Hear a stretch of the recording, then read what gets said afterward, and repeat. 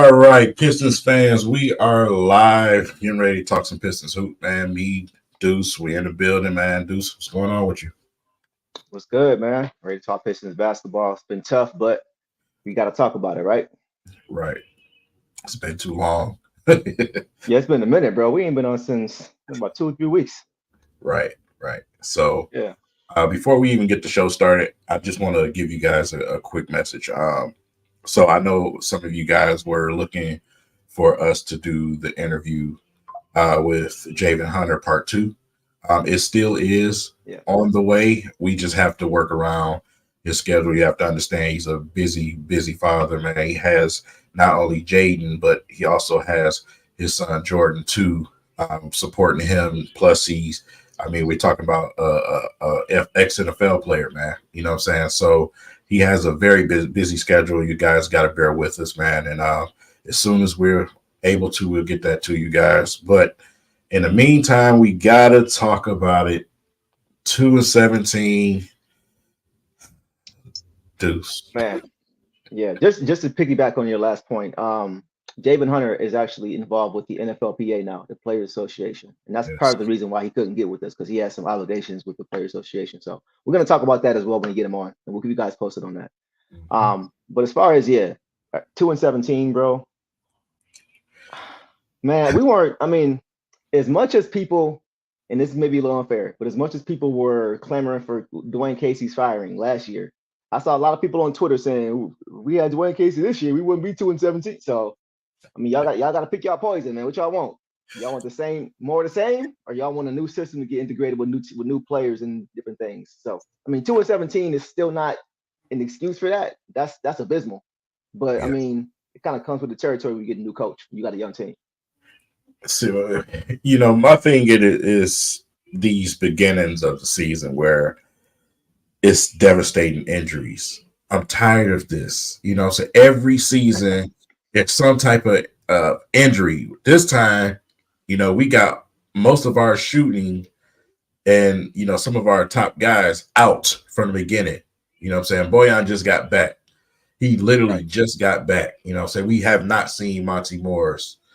So, when you look at a team of a bunch of young players like we have right now, I mean, it's common sense. They're not ready to be a full end to end team where they can play 4 quarters and close a game out. They have to learn that. You know Right. why? Because they haven't played together. So us as fans, we get tired of being patient. You know what I'm saying? And I get it. 2-17, that's still that's unexcusable. Still, but Yeah. you got to look at the situation with this team and the way that it's been constructed, plus all the adversity that they deal with out the gate. Out the gate Right. is man, it's been crazy. Yeah. Yeah. And I understand it. Like a lot of Pistons fans, it's circumstantial as far as why there's such a level of impatience. If we had success the past 3, 4 years, even if it was just 500 basketball or playoff success, you wouldn't see so many fans getting so tight and getting had a sense of urgency so early in the season. But because everybody is so tired of the losing, it's like they expect it right away. And I understand it, but it's not realistic. So we just got to kind of allow the process to continue and just hope that it continues to. I mean, we can got nowhere to go but up at this point anyway. Can't get any worse. You know, So I'm glad you made that point because with me, I'm the way my thought process is wins or losses this season. For me, it just wasn't relevant. If we're not winning, if we're not going for a championship, I don't care about all the rest of the stuff. If we're not going for right, the playoffs, I don't care. My thing is with this team, I want to see improvement. That's what I'm looking for. Competitiveness. Now, losing is one thing, but when you're losing because you're not competing, that's where I have a problem. right. These last 2 games we just witnessed, that Hmm. was, I mean, full compete. You know what I'm saying? That's what we want to see because eventually those are starting to roll over to wins. You're going to learn how to close out games. But Right. that slew of what 7, 8 games of nothingness, like that was torture. That was Yeah. absolute torture. You said it though. You said it though. When you lose, it's the way you lose. Like I was just at that Lakers game. Shout out to King by the way for the plug on that Lakers. he know how I feel about LeBron James, so he got me a ticket. So I appreciate you, bro. It was fun to watch him, but it was not fun to watch anything else. But just watching that game, to what you said, to your point, that's what had me concerned because there was just a complete lack of effort and energy. It just wasn't there. You see games when they flip the switch. The two games after that we saw them play against the Knicks and the Cavs, it's almost like a switch went off and somebody told them, okay, you guys can play hard now. Yeah. Because it Yeah. was just a stark contrast of effort Right. that we saw. Yeah. Yeah. No effort, man. No flow to anything. The offense had no flow. It was just bad. It was bad. Right. It was really, really bad. Uh, Yeah. Monty Williams. Monty Williams, man. Overall thoughts on Monty Williams. You And go we want to get first. you guys' thoughts too. We want to get you guys' thoughts too, because we want to have this as an open discussion. Because we know it's a tough time for all of us right now as Pistons fans. And so we kind of want to make this a forum where everybody can kind of vent and get their thoughts out. And if anybody needs to be real back in, we can do that too. But as far as Monty Williams so far, I'll just be frank with you, bro. This is disappointing so far. And not just from the win-loss perspective, like we just talked about. We knew that he was a coach that, from what we heard, is really good with young guys, developing young players, even though we had the DeAndre Ayton situation that he had. Overall, he had a good reputation for developing young players and building confidence in young players. And what's been the story of the last few weeks? We talked about Jaden Ivey and how we really still don't have we have an answer. We're going to talk about it in our stream with Javen, but the majority of people don't have an answer. We don't see Troy Weaver coming to a presser and explaining what's going on, and we don't see Monty Williams really explaining anything as to why it's happening. So from that standpoint, and from the standpoint of effort, that's been the disappointing part. Not the 2-17 part, but the effort part, and just not seeing so many winnable games just slip through our fingers because of effort.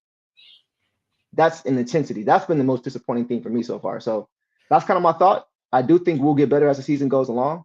I think I mentioned to you, I think the Pistons are going to have something of a Detroit Lions type of season last year, to where they were really, really bad early and going to run late and miss the playoffs. That's what Man, I think is going to happen to this team this year. perfect segue for me to come in and give my opinion, man, because that's where I was going. I think Okay. by the time we get to the second half of the season, a lot of people have a different opinion. Right now, what I see in Monty Williams is him putting them. He's been giving clues. I don't know if the fan base has been listening in these press conferences. He told you over a month ago that they were going to put these players in situations where they had to face adversity. So Right. with Ivy, everybody, we just knew from the start Ivy's going to start at the 2 and this, that, and Monty Williams want more from Ivy. You know what I'm saying? He wants more on both sides of the basketball, and I think that's what he's doing right now. He wants to get the maximum effort out of Ivy. And in order to do that, you have to put him in these type of situations. So, Ivy's not a soft kid. You know what I'm saying? So, No, not at all. yeah, he's built for this type of situation. Yeah, So absolutely. that's me. That's where my thought is when it comes to the Okay. situation. But at the same time, he's also developing some of the other guys to be, better leaders out there. For instance, when you look at a guy in Killian Hayes, you're seeing him differently this year because he's out there directing the offense. And it's not just a couple of guys, it's everybody. Like he's actually Right. running the offense when he's on the court. And it gives him a opportunity to be a quarterback and to show people how he thinks the game, which is also something that we don't realize how good he is at that. He's a good quarterback Sure. on the court. We heard Dwayne Casey say it all the time. Now we see, you know what I'm saying, is Yeah. vocal this time. Yeah. So, but also when you take the ball out of Cade's hand all the time, it's opened up things for Cade because Cade is getting Right. easy buckets now. You know what I'm saying? So, like I said, he's doing his process. It's tough to watch, but he's doing this process before they can get to the level to where, okay, we're going to get some consecutive wins. I want to get this team where I want it. I want these players to give me what I want as a coach first. I'm not just going to give it to you and hand it to you. He said from the beginning, I'm not passing out minutes. I am not Right. passing out minutes. You're going to have to earn them. So I kind of get it, kind of get where he's going. Like I said, it's still Yeah, kind of early to tell, but we'll see. I understand the as far as wanting to understand what you have, understand what these guys are made of, understanding their metal. I understand that, but the only thing I pushed back on you on was when he didn't. It came out that he didn't even let Jaden know that he was making the change. He didn't even communicate to him that that was taking place. It's kind of like you're poking the bear for no reason when you do stuff like that. Like I understand, I want to see what these guys are made of, but put them in situations in the game to see what they're made of. Put them in situations on the floor to see what they're made of. This off the court thing where I'm not gonna let my guy. That's just a lack of communication. You're just not communicating with your player. And of course, there's probably some things behind the scenes we don't know, but just based off what we were told, that's poor communication. That kind of thing for a young guy to build confidence. That to me doesn't seem like something that would help to build confidence in the guy. Well, But I things kind like of got that are kind of what concern me. Go ahead. I got to push back on that because Ivy said Okay. himself in the interview that Monty told him that it could possibly be happening. So he already knew. I remember that interview like yesterday before the season started. So he kind of knew already. But yeah, I mean, you could come out in a press conference or when we have the post games or whatever it is, and you can explain a little bit more if you Monty Williams. But at the same time, man, I don't think it's I don't think it is what a lot of us think it is. I think he literally wants to get the best out of Ivy and make him a more complete guy. Saying he wasn't terrible on defense, but we No. all know he can do more. So even Dwayne Mhm. Casey said that, saying last season that he wanted to see more defensively because he's seen the talent there. And that's what I got out of him when I was scouting Ivy. So I get it. But man, this situation is so many question marks. Yeah, Like we it don't we is. don't know. We don't know what the plan is. We don't know what him and Troy talk about. We don't know what he's saying to the players. We Right. don't know, bro. We just don't. Right.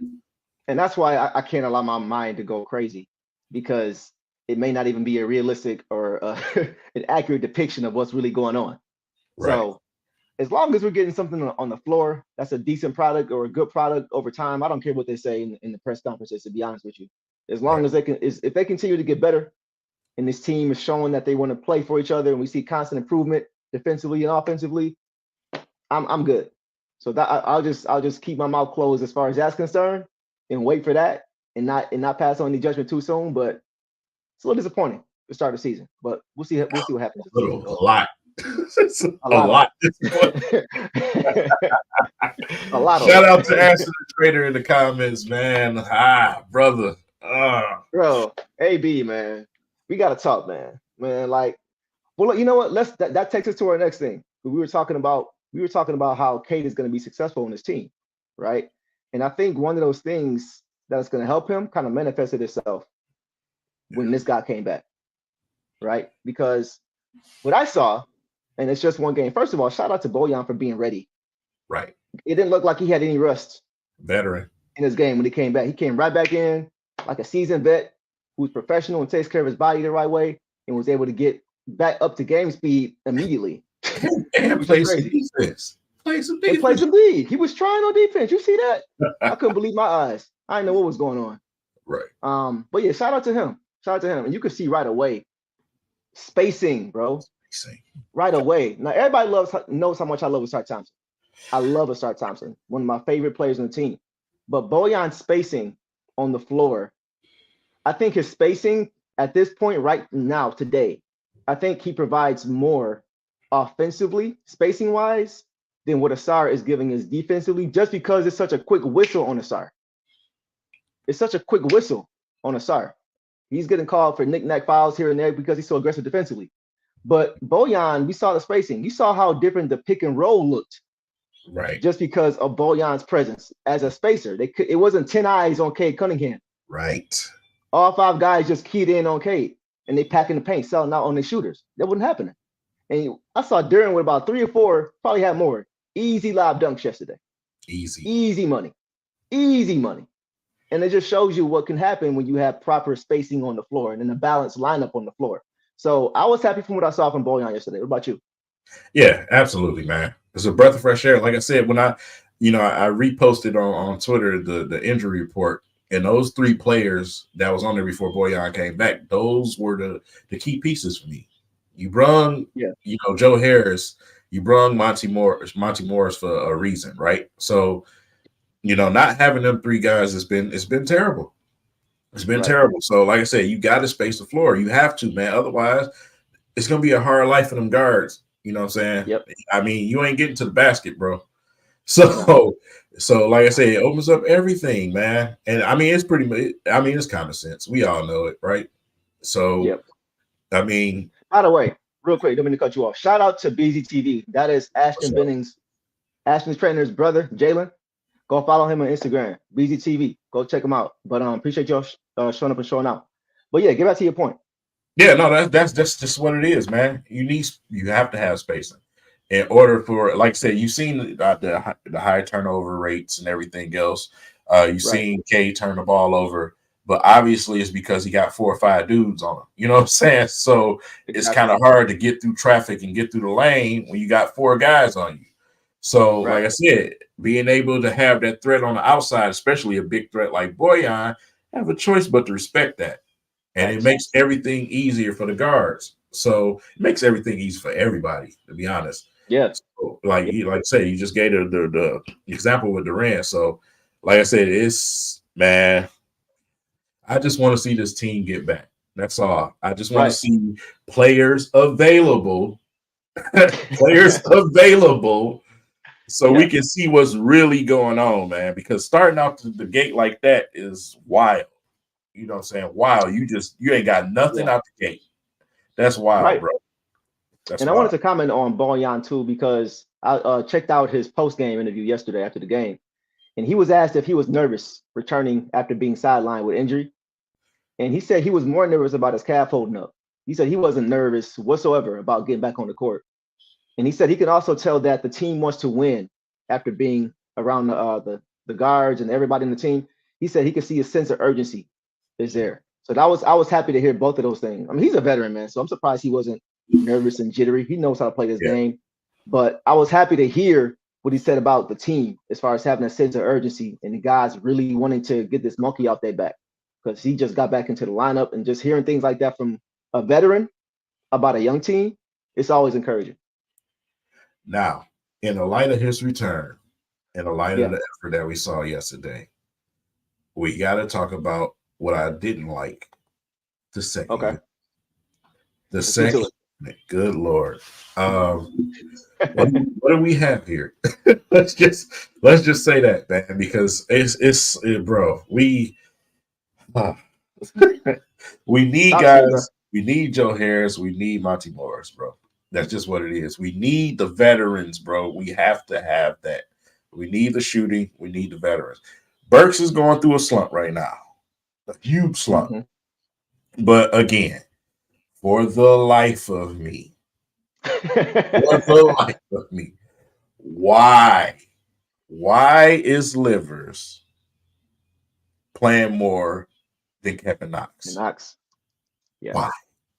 I get Yeah. it. That's You got to give him his Go ahead. Go ahead. opportunity, but he ain't playing Yeah. it. You know what I'm saying? Bro. You know what I'm saying? You give him you pass him the ball out on the 3-point line. He ain't shooting it half the time. He trying to get to the lane, he traveling, stepping out, all type of stuff, bro. Yeah. We don't have time for that right now. We trying to get a W. Right. Knox was hot. Why are we sitting him down, Monty? You know what I'm Right. saying? So I at agree. this point, bro, if you on the court, contribute.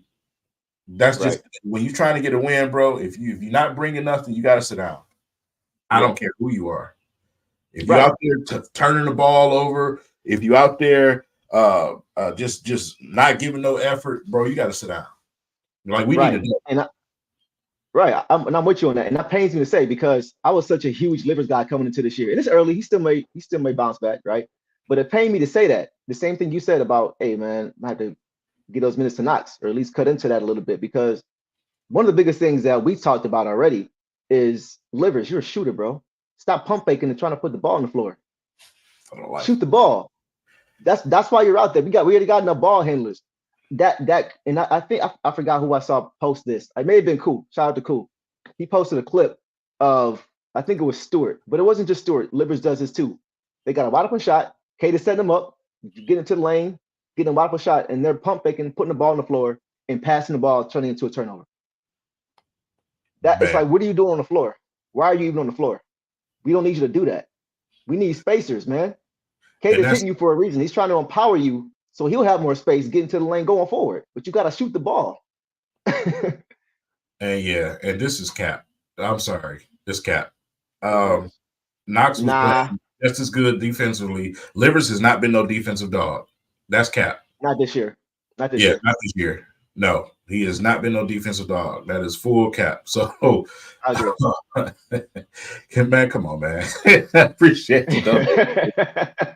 Come on, man. But I mean, like I said, man, same situation on the second unit.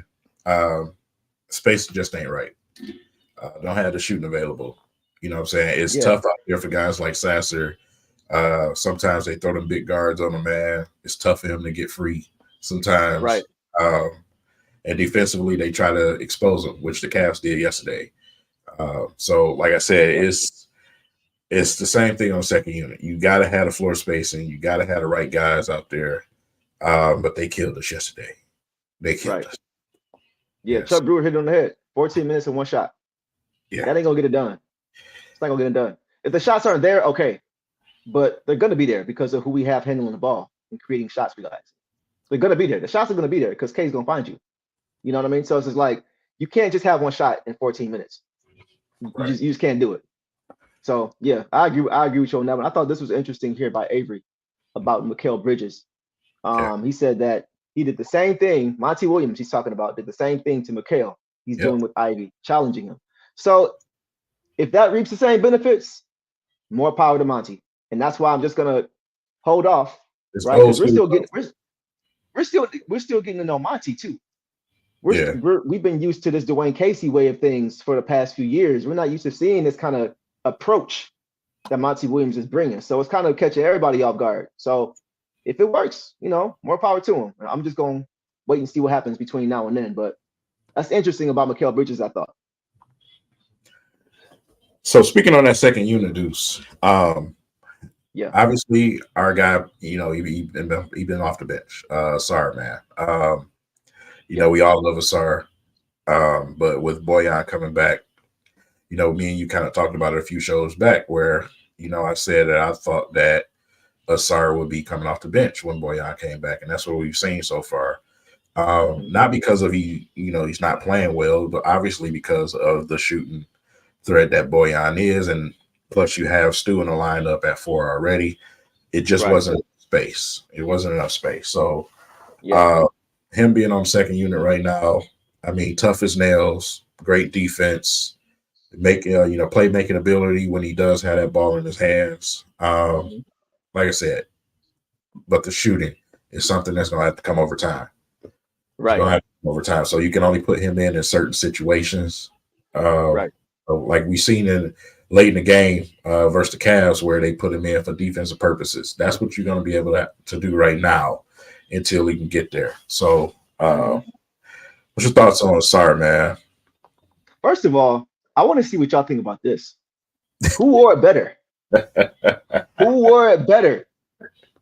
I I heard somebody call. I think it was Mike Curtis. He said that he heard somebody at the game call Rip Hamill twin, which I thought was pretty funny. pretty funny. But let me know in the comments who wore this better, man. I mean, I kind of like it. He kind of got a villain look to him already, anyway. So I kind of like how it looks. Now, if he gets that black one like how LeBron had, I think that would be pretty sweet. I don't know if he's gonna wear it long term or anything like that. I had to throw LeBron in there. You already know I could throw He LeBron. would, too. LeBron would wear like man, be a fake superhero, just like Batman.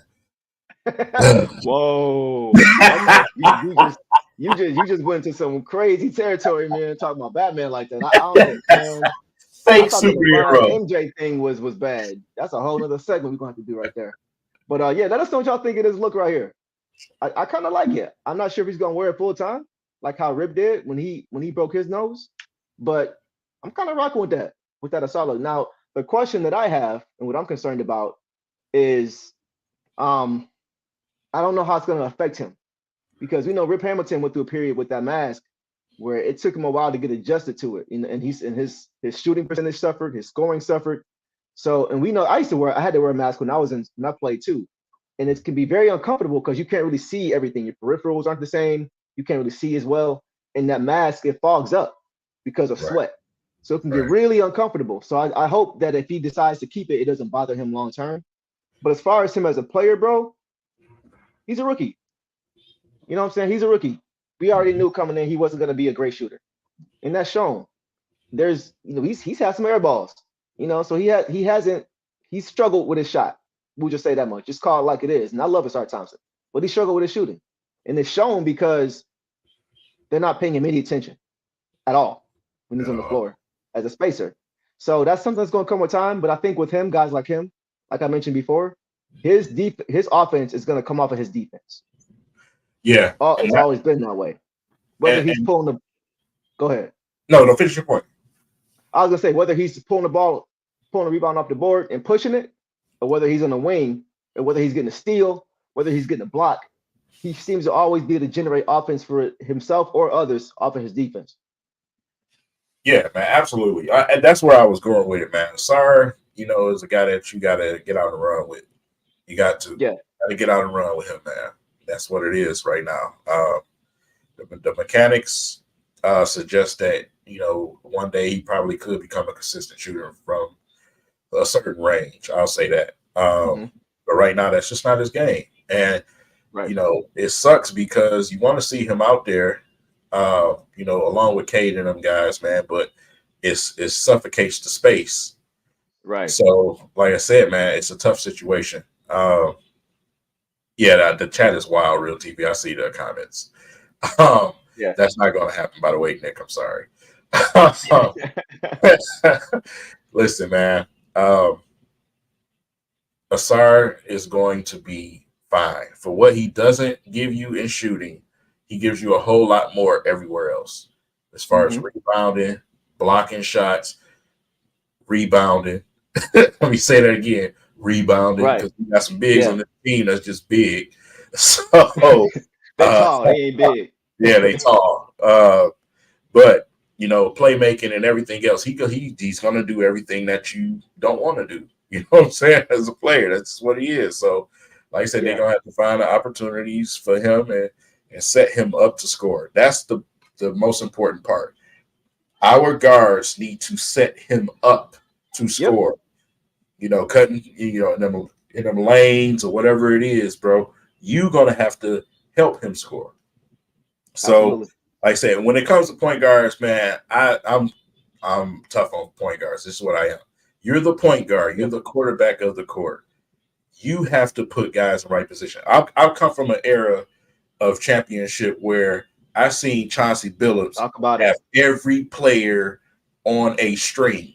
He knew where to hit them, where they like it, everything, bro. So, like I said, that's my expectation from point guards, man. If you're going to run point, I need you to find Asar. I need you to set him up, direct traffic out there, get guys in places where they're supposed to be. You know what I'm saying? Yeah. So that's how you create that success for Asar. But I feel like with a guy like Asar, if you're going to have him in that starting lineup, he needs to be constant movement offensively. Constant movement offensively. A la Rip in a lot of ways. Now, he ain't got to be running off screens and everything like that because he's not the shooter when he gets the ball. But just looking for opportunities, helping the guy out when he's trying to get to the basket as a weak side cutter, a weak side cut. If Case come to the basket, weak side, that kind of stuff is what I'm looking for from him offensively because the shot's just not there yet. So I think he can still find ways to still be effective. I want to ask you too about this. That's what I wanted to ask you about. That comment right there. Is we're on the same page. What's your thoughts on that, bro? Man, I've been saying it for a while. You know what I'm saying? Because like I said, Cade is not a player that you can just put at one position and call him that. He's everything out there.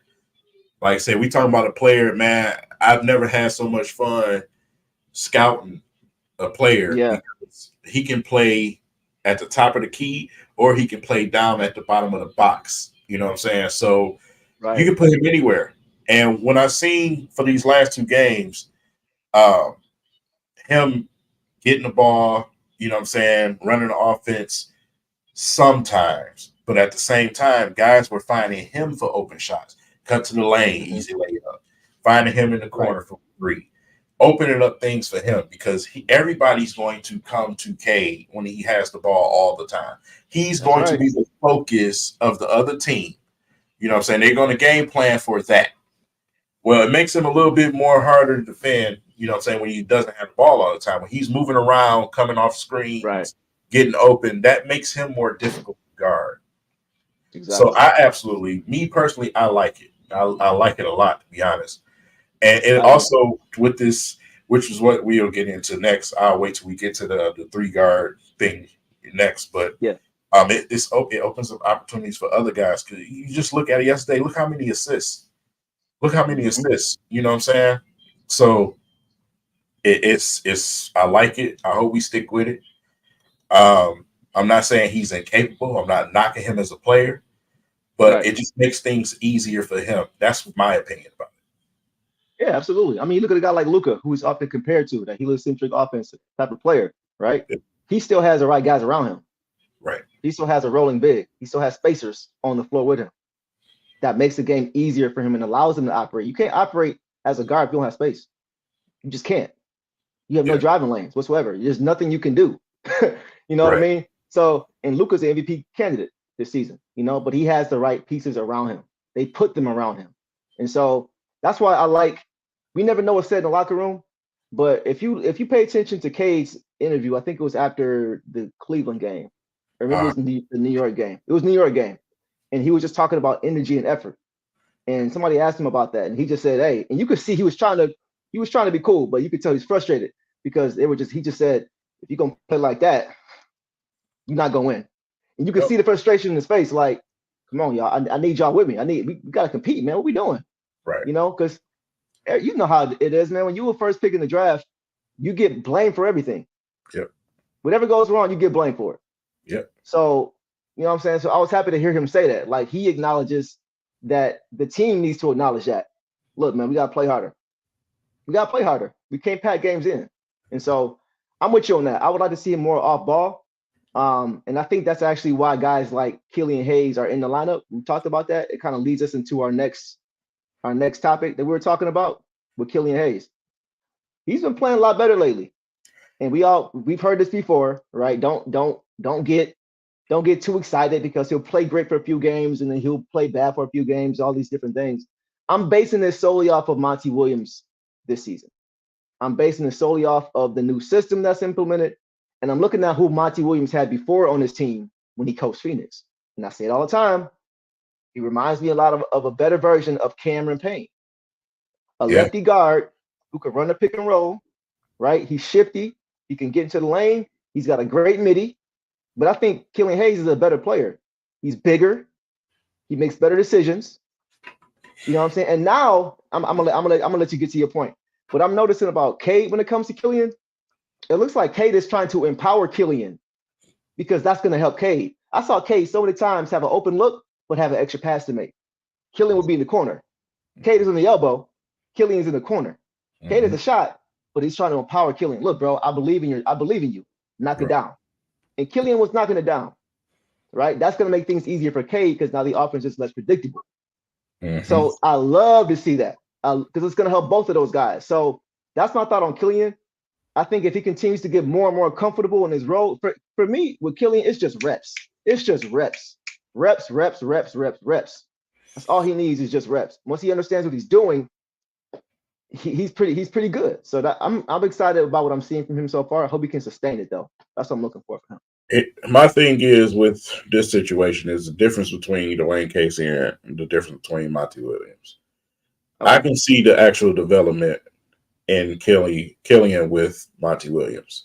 Not only is he out there actually calling out the plays and trying to get guys where they got to go on defense and offense, he's Mm-hmm. vocal now, but at the same Right. time, he's also we've seen over the last two games him actually going to the basket looking for contact. That's something we've just not we've not Mm, seen that. But we That's come a good from a point. coach last season that told everybody that standing in the corner was a privilege. So you talking about two different type of coaching styles here. That's true. So there's no way True. in my mind that anyone could tell me that that's not Monty Williams telling Killian, hey, when you got a lane or when things open up, attack. You know what I'm Right. saying? Attack. That's what you need. You need a coach that's going to tell you how to improve your game. Casey didn't do that with none of these guys, bro.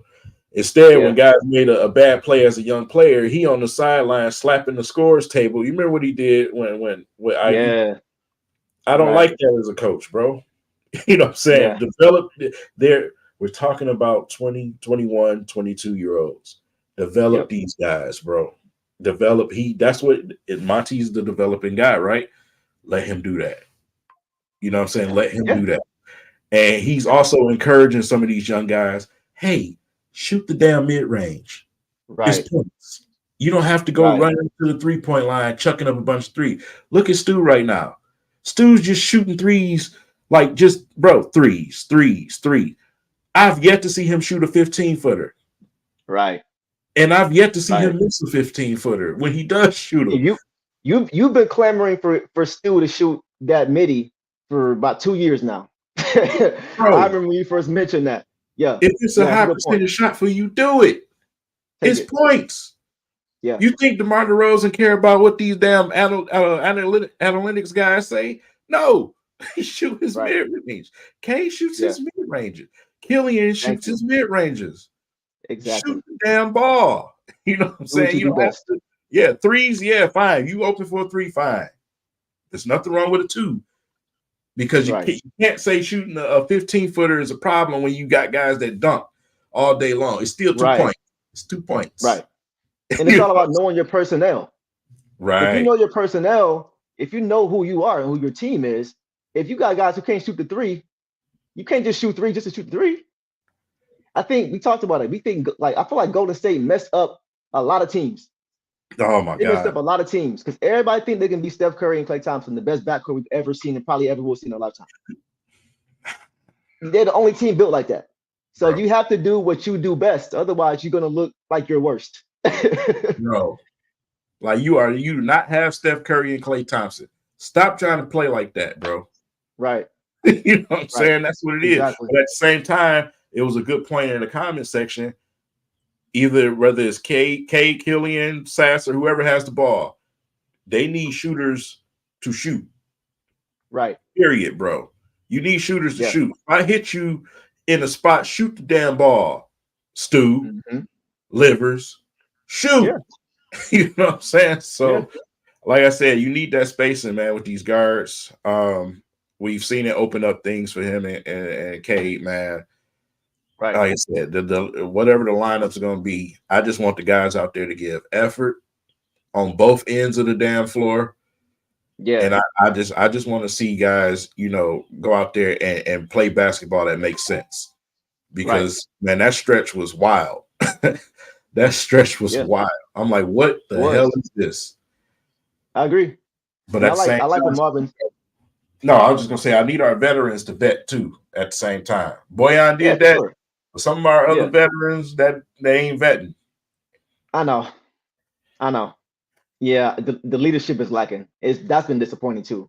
We talked about that too. So I like what Marvin said about Stu. Yeah, need to watch tape of McDice.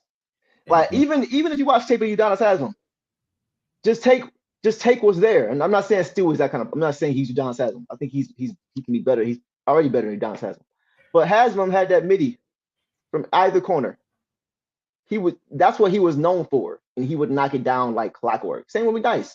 When he got older after his injuries in Denver, when he tore his ACL, he reinvented his game, and that's what he did. Midi, midi, midi. The game is different, yes, but you still have to do what you do best.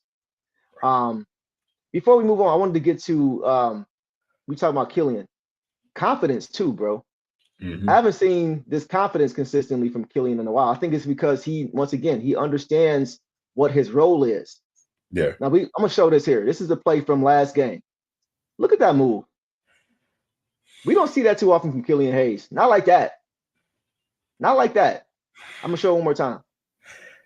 And Boom. that's Step what back. Pull up. when Step you up. was Yeah, Yeah. Go As ahead. a scout, when you were scouting him, you seen them type of plays when he was over there in France. But one thing that a lot of the fan base don't understand that Killian played basketball 2 years. 2 years. Right. That's a culture shock to come to the fucking US and play with the best players of the world, and you only played ball for 2 years as a teenager. Right. He don't come Right. from the same backyard that we come from, while we run around pumping our chests out like, oh, I'm a dog. He don't come from that, bro. It's a Mm-hmm. whole different country and a whole different level of basketball. Right. So yeah, we've gradually seen in certain situations him improving on things. He ain't Mm-hmm. coming out the gate. I don't care where he was drafted. He didn't draft himself. So that's why I defend Right. Killian like I do. It's not because, oh, he's just my favorite player on the team. No, I defend him because I be wanted to do, bro, shut the hell up. Acting like you Right. such a dog and you this, that, and bro, you ain't from France. Coming to America. You Yeah. know what I'm saying? Like, stop it. Yeah. He ain't played It's a different college. game. His college was in the NBA. Right. So, No, like yeah, that that's all type of facts, stuff. bro. That's all facts. Yeah. That's all facts. This is true too, right here. Yeah. We don't see this anymore. And I No. think the reason we don't see this is because of this right here. Yep. Yep. Because Killian's confidence comes from Monty's belief in him. Yep. Now, that may be the part about player development and instilling confidence that we've heard about Monty all these years. It may be manifesting itself in Killian Hayes, Yeah. right? Because his role is defined, and the coach and also the players, a la Kay Cunningham, for example, like we talked about with moving the ball and putting the ball in his hands, they're showing confidence in him. You always play better when your team, your players have confidence in you. Always. Always. Yeah. So Yep. I think you continue to elevate because that's going to always be there for him. Now, the vets that ain't been vetting. I knew you was coming back to that. I had a feeling. Burks, Talk bro. about What you been doing, Burks? Like, if a player if you had to label a player and say, man, I don't feel like being here was a player, I feel like it's Burks, bro. I just don't feel like he want to be here. I don't. Just based okay, off tell me his why. body language and Because facial expression. tell me why. Because this is the first time in the 2 years that he's been here that he's played this poorly. He's been one of the most consistent players for us offensively since he's been here. So I'm not really tripping too much on this short period because Yeah, everybody goes through that. But right. if you're seeing something behavioral, like looks on his face, and that's different. So that's why I want to hear from you as far as what are you seeing? What are you thinking when it comes to Alec Burks? I don't see the energy. You know, I see a player that's just running around out there. To be honest, it's like, bro, I'd rather be on a contender. I mean, put it from this standpoint. A lot of us fans, right? Mhm. If we were in that situation, Yeah. I'm a veteran. I don't want to be on a team full of kids that's trying to learn. I want to go play for a team that's winning right now. Right. So, and then on top of that, we're losing a lot. Hmm. So, like I said, when I see him out there on the court, man, I don't see that he wants to be here, which is understandable. It's Yeah. understandable at this It point is right now, understandable. Right.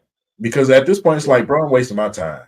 You know what I'm saying? Hmm. So I don't want to come to a Hmm. developing team. No player wants to do that. That's a veteran in this league. So I get it, man. But at the same time, you got to be professional.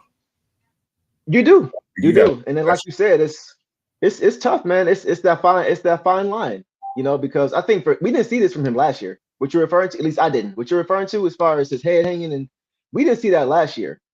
So I think for him, he probably came in thinking we were at least going to be better than what we were last year, at least on paper.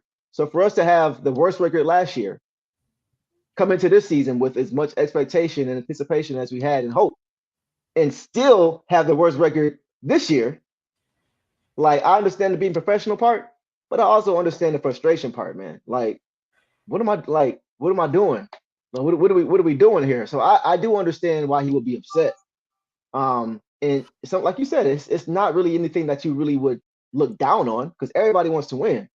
But to your point, you still have to have a level of professionalism when you're representing the team. So that may just mean needs to get moved Yeah, for everybody involved.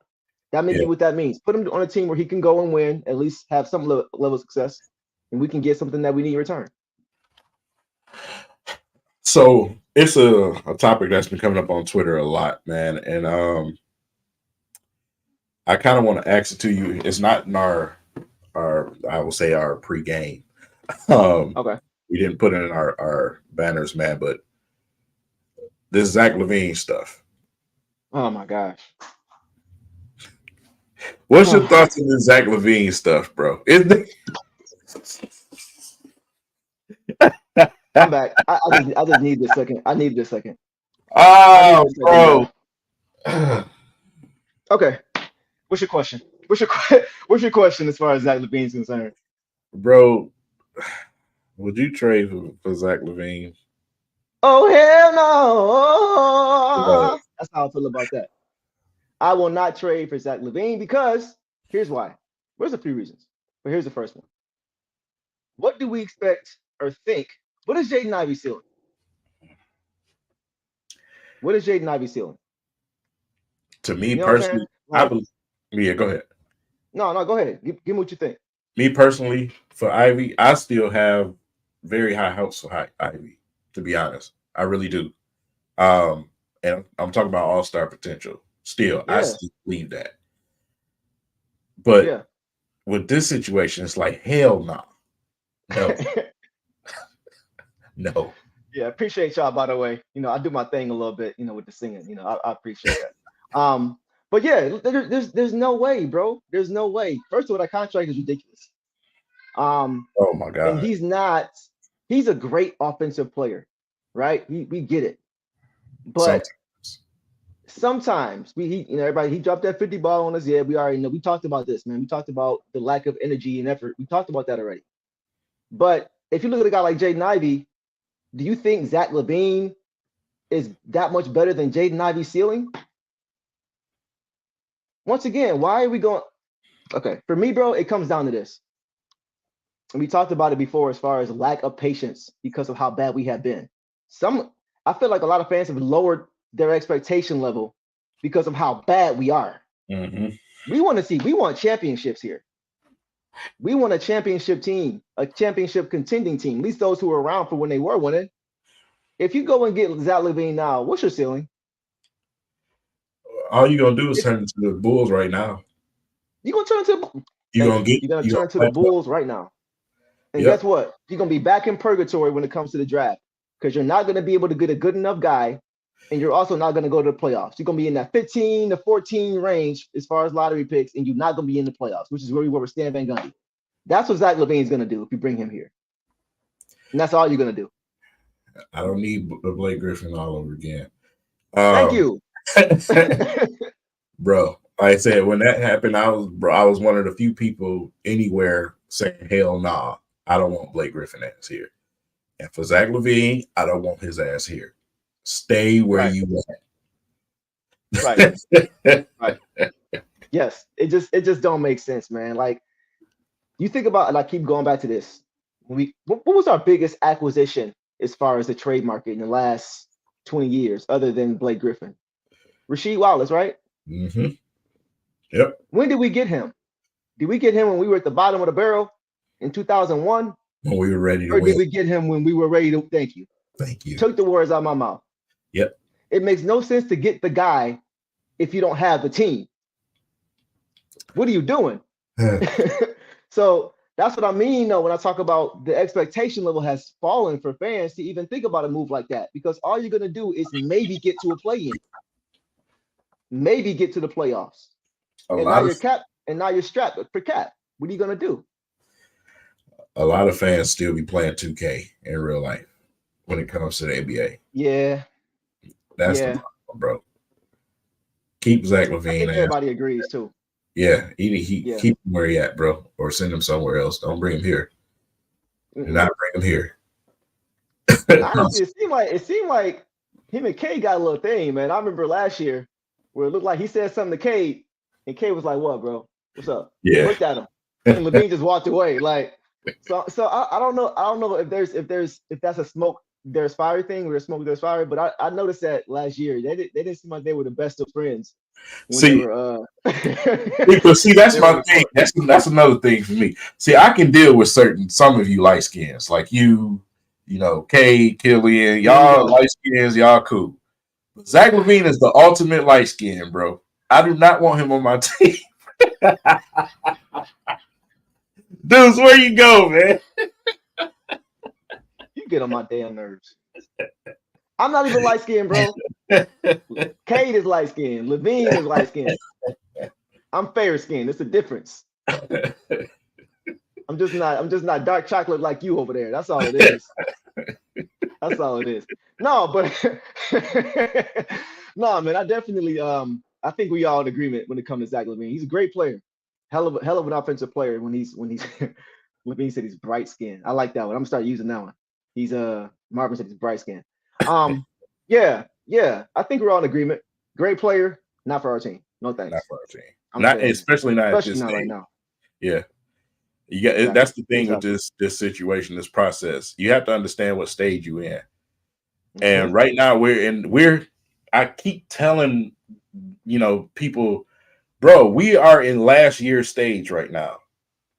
Last Right. year, what happened last year was anomaly. We are in last year's stage right now. So Yep, I people, agree. it's been this many years, bro. Let's stop glossing over the situation that's been going on for these last two seasons. Like we don't know what Yeah. the fuck is going on. You know what I mean? Right. So Right. it's like, man, hey, can we let these young guys play together? Yeah. You know what I'm saying? If we gonna make a move at the trade deadline, of course, fine. You know what I'm saying? Yep. Whatever it is. But let's let them play. We not, Yep. bro. I get it. Some people play in, some people we can be this seed, that seed. I get it. I get it. We all want that, man. But right Right. now, learn how to play together. That's all I'm asking for. Can we see them Yeah. play together? I That's agree. just what it is. Yeah. And people don't have like I said, people don't have the patience for that because we've been so bad so long. So it's like, hey man, turn away. Turn away until you find out we were in the playoffs. Yep. If it's gonna bother you that much.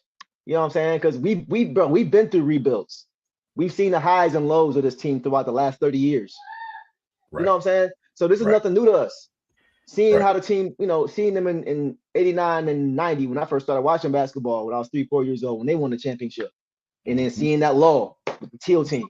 And then seeing them get back to that point in 02, 03, 04. And then seeing the lull again. You know what I'm Yep. saying? So like we've seen the highs and lows. So it's like this is nothing new to us. So when I see fans who get so upset consistently, oh, this team is bad. We got to make a move. We got to. You must not have been a fan for long enough, bro, to understand Man. understand what happens and how these things kind of ebb and flow. It's part of the process for every team, every Mhm. single team, and we're Yep. just in the middle of it right now. Yep. Like I say, you think it was fun in Golden State where Steph Curry kept getting injured at the beginning of his career? You thought that Bro, was right. fun? When they thought his career was over because he kept hurting his ankles. Yeah, Yeah. Yeah. yeah, crazy, bro. So yeah, man. That takes us to the last thing we got here. What's your thoughts on this, bro? Now I'm gonna be honest. I haven't paid too much attention to this upcoming draft because honestly, I'm tired of getting excited about the NBA draft. It was a time when we were winning that the NBA draft and lottery was the last thing on our mind because we had one of the lowest picks I'm because we not were winning. So, what's your thoughts? when it comes to the draft, bro. I mean, yeah, I don't know, bro. Yeah, I mean, it's like I said, coming out of this draft, I don't really see nothing that I want that's going to help this team. Yeah. My biggest issue on this team is at the 4 or 5 position right Mm-hmm. now. We got the greatest player in the world in Wiseman. You know what I'm saying? Never seen a talent like that. Traded my boy Sadiq Bey for this bum. Why are you doing Wiseman like that, man? I Like, listen, know, I know, I I know. like I said, it's different for me. Point guard is a hard position to play because you have to think the game. You have to think the game for other players. You got the Exactly. ball in your hand all the time. But when Yep. you're 7 feet, bro, I need you to play 7 feet. I Yeah. don't need you to try to be Kevin Durant. I need you to get down on the box, bro. You know what I'm saying? Yeah, Yeah. stretch the floor here and there. Fine. Block a shot. Yeah. Stop getting bodied by guards. We seen that Yeah. yesterday when it comes to Evan Mobley, bro. When Killian bodied him, I'm like, bro, you 7 foot and forever. How does that happen? Yeah. I have a problem when I see Yeah. tall people do that, bro. I feel like when Yeah. when Jalen Duran sits down, the drop off is drastic. I'm I agree. tired. I agree, especially defensively. I definitely see that. Jalen Duren is the one guy, the one big that we have that feels like he needs physical contact in his life. Like he feels he played like this is a football comparison, but you look at Devin Montgomery, he relishes contact.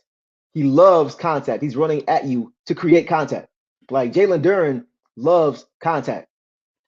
That's No, what I love about him. And you don't see that when you go to the bench. no excuse, Marvin. Kevin Garnett was a string bean when he came in this league. No Yeah. excuse. I'm not giving him no slack. None. Play like a No, big. that's facts. That's facts. I Period. agree with you. I'm tired I of agree with you. everybody At just least. getting to the rim and willy nilly. You know what I'm saying? Because we ain't got nobody down there that's going to pose a threat. Or once they start attacking, guess what? Everything else opens up. You got your Right. 3-point line open now. I'm tired of watching that. It's the same thing over and over. Yeah, it Get is. Durant some real, a real backup, bro. Some real help Right. out there. Go and Right. get a What are veteran your too that can show him a thing or two. right? What are your thoughts on Bagley so far? Because we talked about this at the beginning of the year, as far as who we thought was going to win that backup position between Bagley and Wiseman, and I think it's pretty clear as at least as of right now, who's the better player and fit for this team. Uh, Bagley. But what's your thoughts on Bagley so far? Bagley is what he is. You know what I'm saying? Bagley, he'll catch a lob. He'll give you some offense when he got it going. You ain't gonna get too much on defense. Bagley's Yeah. just he is what he is. You know what I'm saying? So if you can use that or on a second unit or whatever, that's fine. But I don't think Bagley's gonna get remarkably better. I think we've Right. seen what Bagley's just gonna be. Right. So that's where Right. I'm at with him. I agree. I think Yeah. he's been serviceable. Yeah. Right. Do I think he's going to be the backup big when if we are in championship contention? Maybe not. Maybe not. Because we're looking for a certain type of guy. Right. We're looking for somebody who's going to do Jalen Duren things. More Yeah. the same. More the same. You know what I'm saying? When he comes out, whoever comes in do the same thing. Maybe if it's not at the same level, just have that same mentality to do the same thing. Yeah. JaVale McGee. Marvin's posted this like 5 times, so I had to put it on the screen. Yeah, that type of guy, a rim protector, somebody who's gonna be a presence in the paint. He You would don't he have don't need to score a bunch of points for me as a backup. for me, I'd rather go and get a player, somebody like a younger guy, because JaVale has that he had a point in his career where he's going to teams that's winning. That's where he at in his career right now. You know what I'm saying? Go get somebody younger, like somebody Bobo. That's the example. That's just the example. Somebody I'll, that's I'll say long. this. Go ahead. Yeah, I would say somebody go ahead. that's long that's going to at least block some shots. You know what I'm saying? Do some things on offense. Um, Hmm. Rebound. That's what you need from a backup center. Somebody who can just weather the storm until that starter come back in. Yeah, So, like I said, JaVale, those type of veteran, them guys, man, championship caliber teams. That's where they going right now. right, right. So yeah, I'm with you. Like from a realistic standpoint, I don't think he'd come here for that reason. But if for some reason he did, I think he'd be perfect because he is a guy that has won before. Mm-hmm. He's that vet. He's somebody in that locker room that can tell you who's been through the fire, right? Okay, this is what y'all should expect. This is where we need to be. This is where we are. This is where we need to be if we want to win. I play with the greatest player in the world, and this is how he did it. This is how we won. So I think if he would come here, that'd be great. But to your point, he's already been in the mountaintop. So that he has Yeah, a certain expectation for himself as to where he wants to go. So Marvin says, Gafford. yeah, I like Gafford. Gafford gave us problems when we played them. when the Wizards played us. Mo Bamba, Andre Drummond. Yeah, we already talked about that. Yeah. I wouldn't mind having Andre as a backup. Cheap veterans. Cheap veterans, bro. Right. That's going they you know what Yeah. they're gonna give you when they get here. That's what we need. You know what I'm Right. saying? You gotta start, you gotta add some veterans, man, when it comes to that front court. Like we Right. focus, we guards and wings, bro. It's time to fix that damn front court. Absolutely. Absolutely. So we'll see, man. We'll see. We appreciate you guys showing up, and we got a few people here. I know Eric is here tonight. Eric Benson, shout out to you, brother. Want to see if we can kind of bring him on here in a minute, actually. But Man. yeah, definitely, bro. Anything else you want to hit on, King? Anything else that was on your mind that was pressing for you? Man. I think we didn't hit everything that you can hit, man. Like I said, you know what? Let's talk about this, the schedule. Another thing that we got to Okay. understand as fans, bro. I wouldn't wish that schedule on nobody.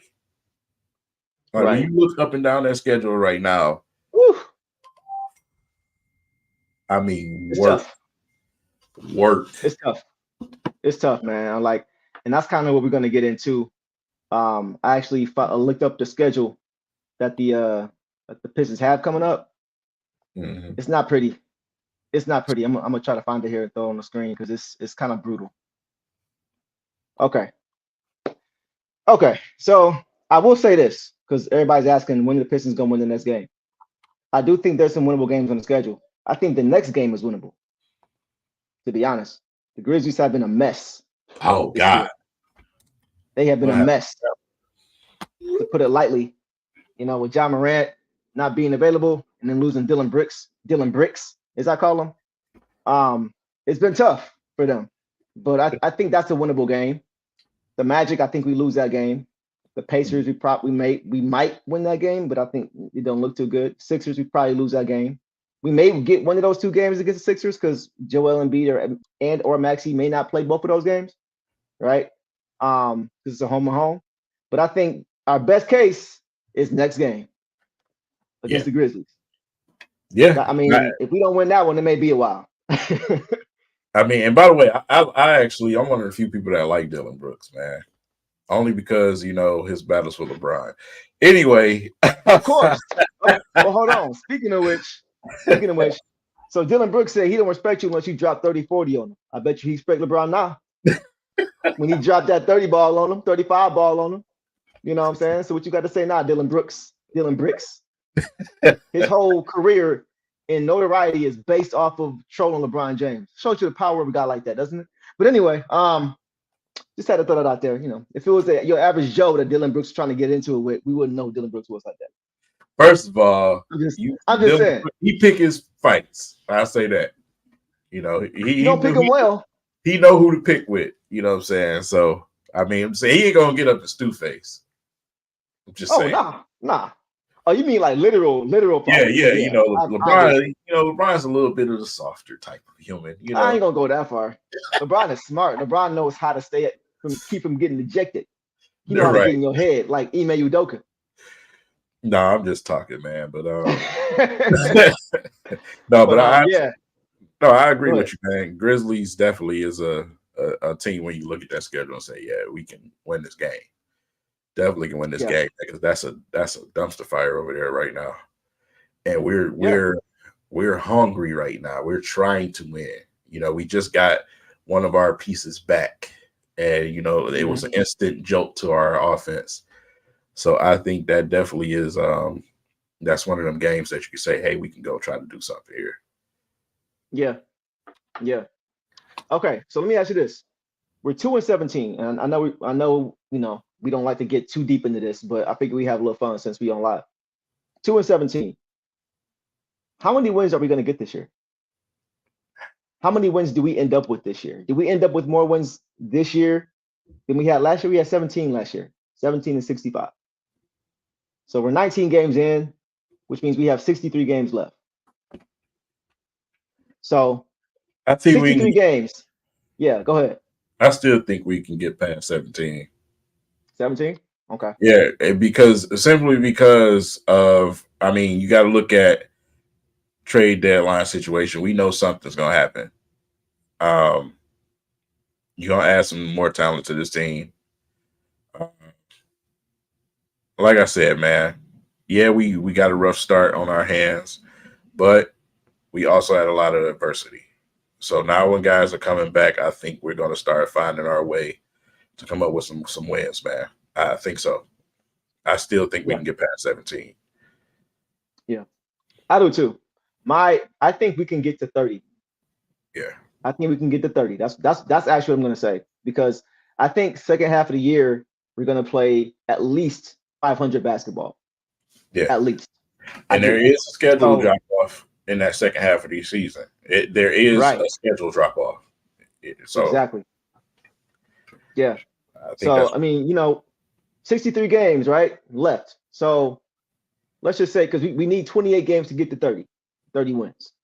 So if we go 28 and 35, which is still not 500 basketball, that'll get us to 30 wins. So I right. think it's definitely doable, but we gotta start stacking up some dubs pretty soon. So I'm gonna go ahead and we have a guest we're gonna bring on here. Let's see, we got Mr. Eric Vincent of Detroit Sports Nation on with us. My guy, my boy. What's going on, Welcome. brother? What's good, fellas? What's happening, y'all? How Hey y'all man. doing? Hey Good, man. man. Glad to have you on, bro. Y'all hear me? Oh yeah. Yep. Definitely glad to have you on, man. You should have been on, to be honest. Yeah, for sure. Can you hear us, Eric? It's been a long time coming. You know that. I'm been yeah, I can hear y'all. Y'all can't hear me? It's a delay. Gotcha. That's what it is. We hear you.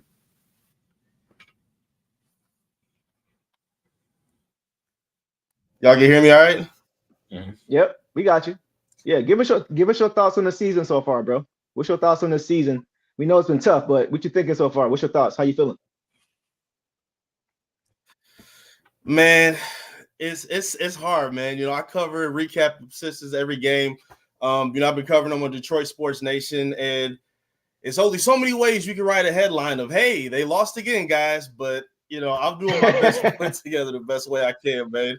It ain't easy, but yeah. I mean, again, we knew there wasn't going to be contenders out the gate, but nobody expected a 16, 17 game losing streak at this point.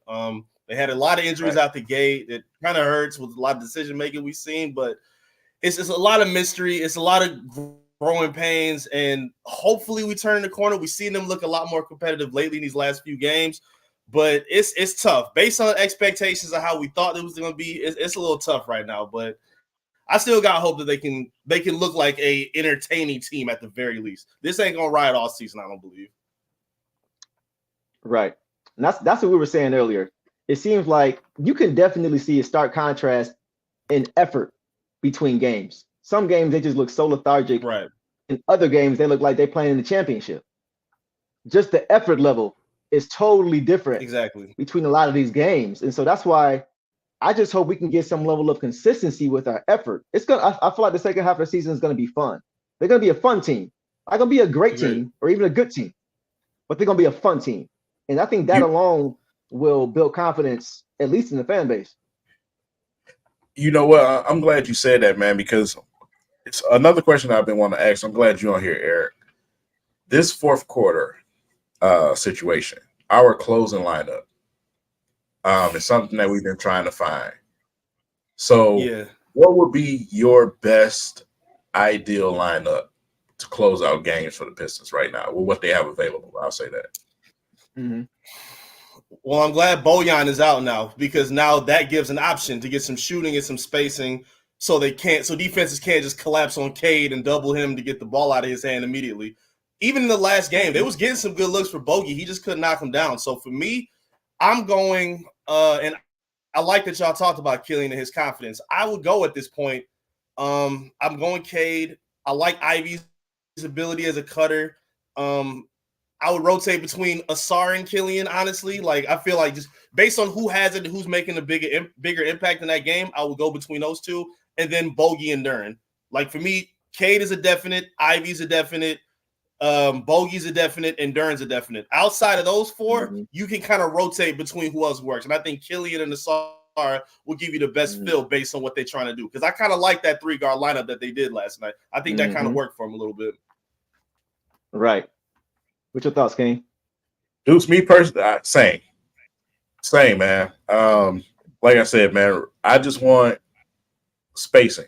I just want spacing, and I want guys out there. Of course, we got our veteran with Boyan, right? I just want Cade to be able to try to take that moment, you know what I'm saying, without 4 guys circling him. Right. So when you got the correct guys out there, it makes it easy for him to make those clutch plays. You know what I'm saying? I just want space. That's all I'm asking for. Yeah, I think that's fair. I think that's valid too, because whether it's Killian or Asar in that spot, you don't lose defense. I think that's the important thing, especially in closing lineups. That's what you want to have on the floor. Oh. And it's not like there's a stark contrast between their shooting ability either, right? Neither of those guys are a great shooter. So it's not like you're really losing anything when it comes to either one of those guys. I think you're right, Eric. It really just comes down to who has it going that night and who's really helping the offense to get moving and who's solid defensively. I think that's what it comes down to as far as who will close the lineup. It's a good take. Yeah, that's a good point too. The because beauty like of I said, the players that they got. My fault. This is late. Go ahead. You're killing me right now, bro. Yeah, the beauty that they have. The beauty that they have with these players is even for being young players, a lot of them take on so many different roles. Like King, you were just talking about it earlier.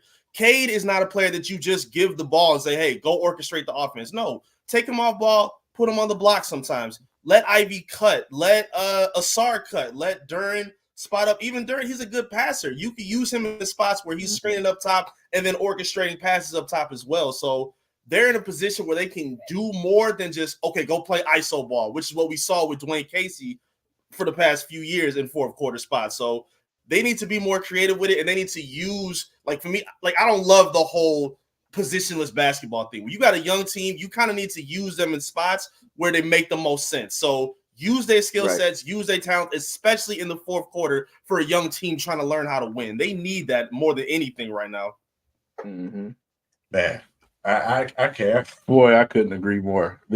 A lot of these terms I always have a problem with. Positionless basketball. Bruh. It's this type. Yeah, I hate that. You know, Dwayne Casey used to say that stuff all the time, and we know for a fact somebody told him to say that. I mean, we watch right. We watch his assistants tell him how to coach on the sideline. You know, he always what we got to do next. Your boy Rex. Yeah, right. Don't get me started with that.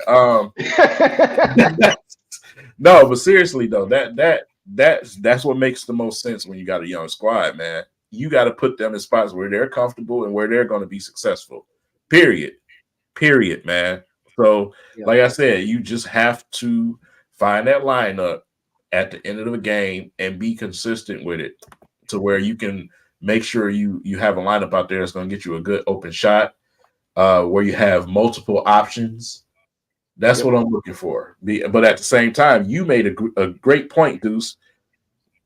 Defensively, you can't have a defensive drop-off either, because we've watched these teams have guys like whether it's Brunson or whether it's with the Cavs, what we just saw with them. They put us away, you know what I'm saying? And because we had a defensive drop-off. You can't have that. Yep. You got to have balance out there on the court. So, like I said, those are two great points, man. Yeah, man, we saw it the last few games where if you look at the box score at the end of the game, it looked like a blowout. But just 6 minutes before the game ended, it was a close game. So it's just a lack of understanding how to win games that we're missing. And I think a lot of that just comes down to roster, or at least the lineup construction. Who do you have in there, and what are they doing? What is their role? Like Eric, you mentioned, what is their role? Like you said, young players need to have defined roles. They have to. They're still learning how to play game at this level, man. A lot of these guys are almost half our age, depending on who you are. This guy right here. So you know what I mean. So yeah, it's definitely something that needs to be addressed, man. I'm kind of old. I'm kind of a little young. I'm kind of old, man.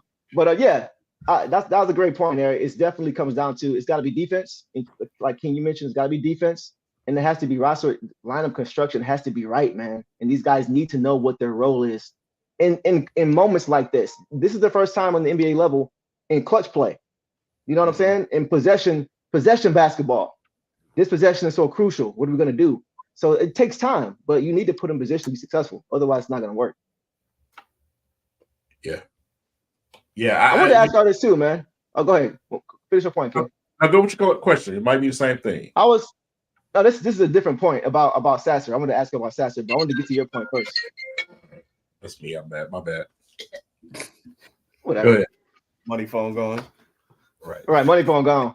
Yeah, so I wanted to ask y'all about Sasser, man. What are your thoughts so far this season between the time that he was drafted, when we didn't know as much about him, at least me, I didn't know as much about him, to now?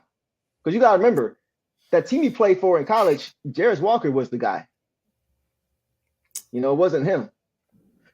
So here's my thing with Sasser, and even with him coming out of college, you know, I've said this with him. He's first of all, he played as long as you can play in college.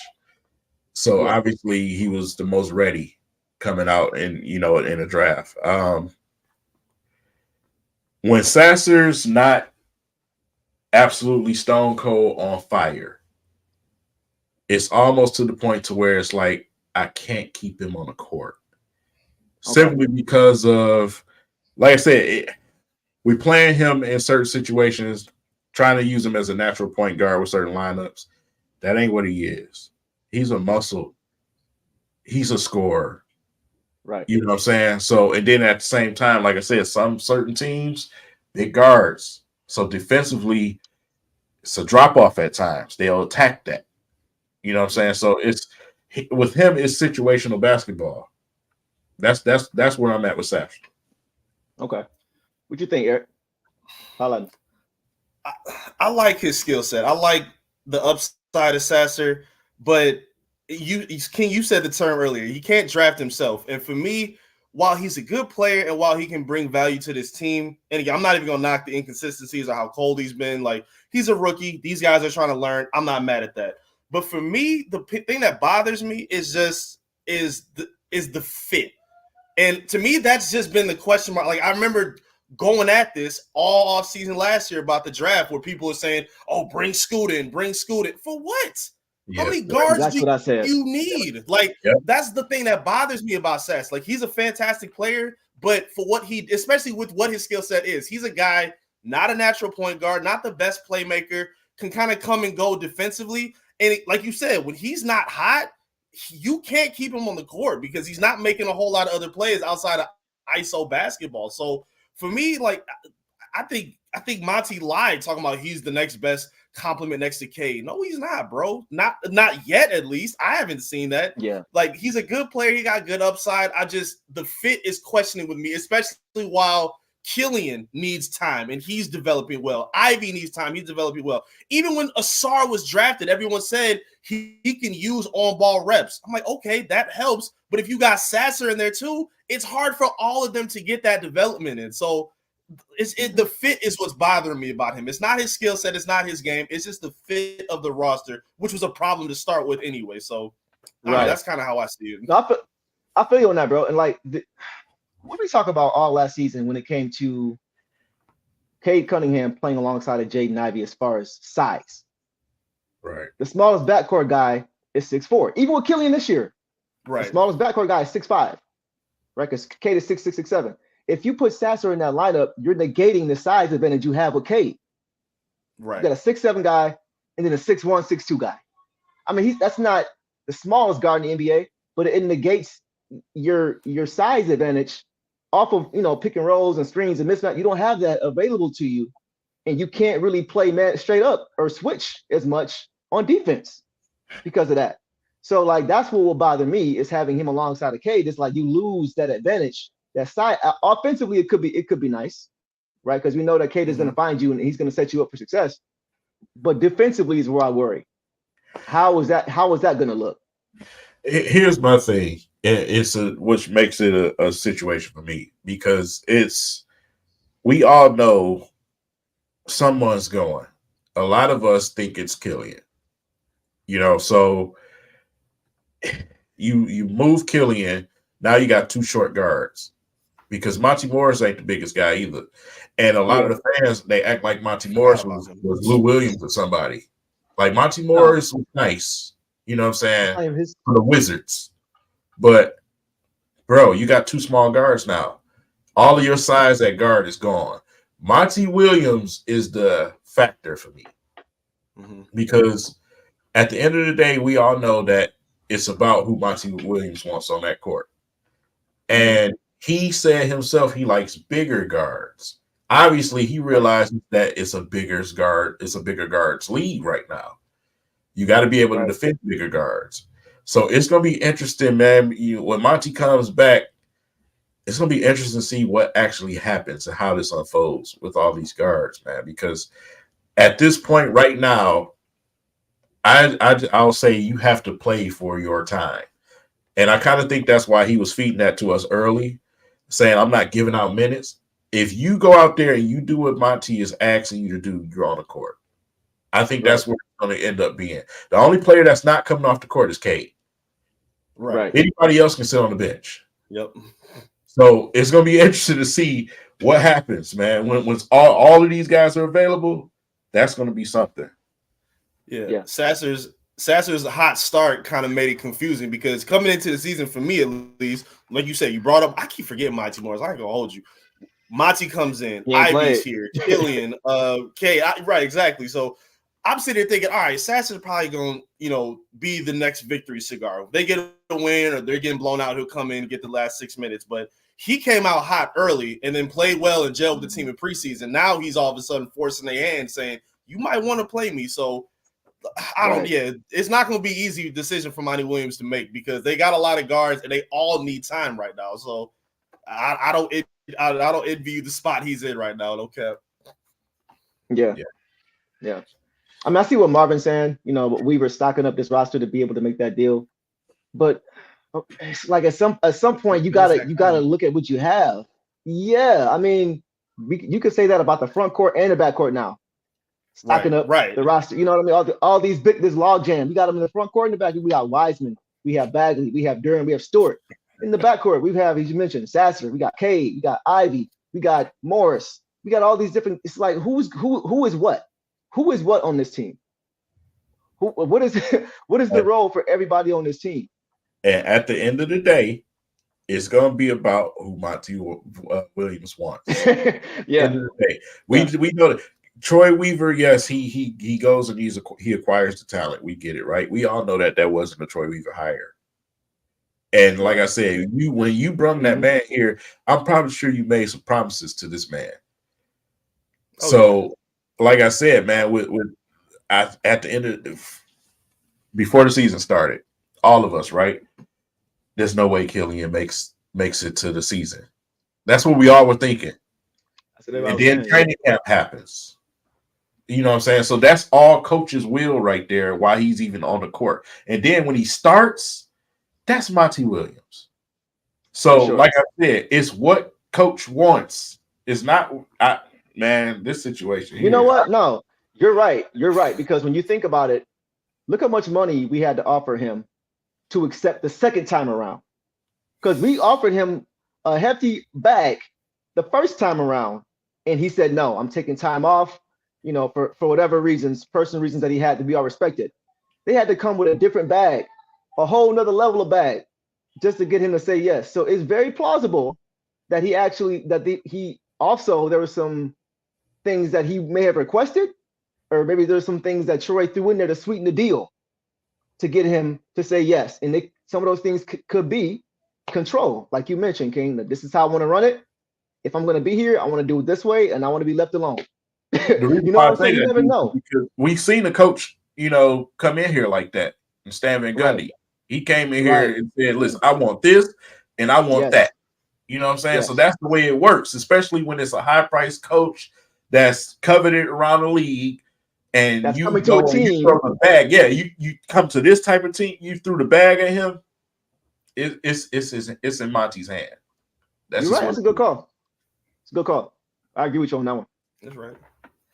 Yeah, that's tough. Now, I'll say this: as far as trades go, as far as the next free agency class, I am not happy with what I've seen.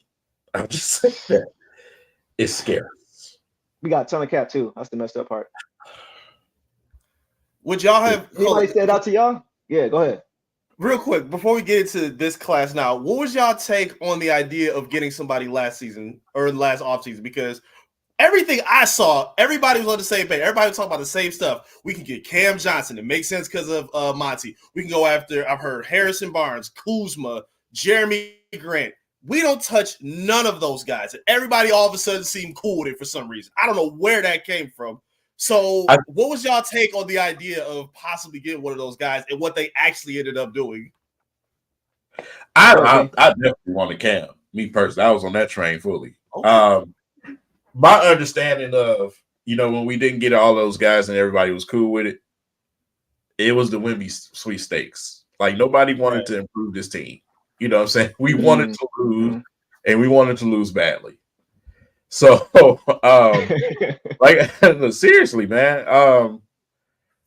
There were a couple of guys last year that I said, man, we need to be looking into doing something now, because last year I was looking into the following season. You know what I'm saying? Especially when it comes to free agency. Oh my God. The drop off is crazy. It wasn't the greatest last year, but this year, wow. That's not a great time to have money right now. So I would rather go trades, because that market is a little bit better for the Pistons. So making a mid-season trade is probably the move for Troy Weaver if he's going to do anything. Now's the time, because free agency, I don't want to throw money at none of them dudes. Yeah, I'll say it was tough last season, man. There were a couple guys. And it's tough now, because you can easily hindsight now say, well, yeah, we don't need none of those guys now. Well, of course, we're 2-17. You know what I'm saying? We're not going to throw a bag at somebody just to maybe get to the play-in. Makes no sense. But last year, I definitely thought going into the offseason, because of who I knew we were going to have and guys having a year under their belt or 2 years under their belts, I thought maybe we could have made a push if we kind of, got some help around the edges. Right. So a guy like Cam Johnson, I wouldn't have been mad at it. I thought he was asking for a lot of money, though. Oh, yeah. I thought that was asking a lot for a guy to do the things that we were going to be asking him to do. Now, I get it. They were saying he was the best, he was the best of his class at doing those things, at doing said things. But still, in my opinion, he was asking for way too much money to do the things that we needed him to do. I thought we could have found somebody a little bit cheaper to kind of do that. Right. And to me, that's why I at least had the middle ground for that. I'm like, for me, I'm on the opposite of King. I wanted Cam Johnson. I thought he would have been a perfect fit. And unless it was an astronomical bag he was asking for it. If that's the case, cool. No problem. And it's just the two things that bother me. For one, we didn't sign nobody. It's one thing, it's fine. You don't want to go get those big price guys, fine. But you didn't sign any damn body. That's what bothers me the most for that. And then number two, you're in a position where we heard them all off season say, hey, defense, defense, defense, defense, defense. I'm like, all right, I get that, but you're going to lean on one rookie to do that? You can't, you didn't bring in no vets to, take advantage of that. It was just Asar as your only wing defender. That's crazy to me. I wasn't the biggest fan of Dylan Brooks, but I understand Houston going after him. You can't be leaning on a bunch of young guys who ain't done nothing yet.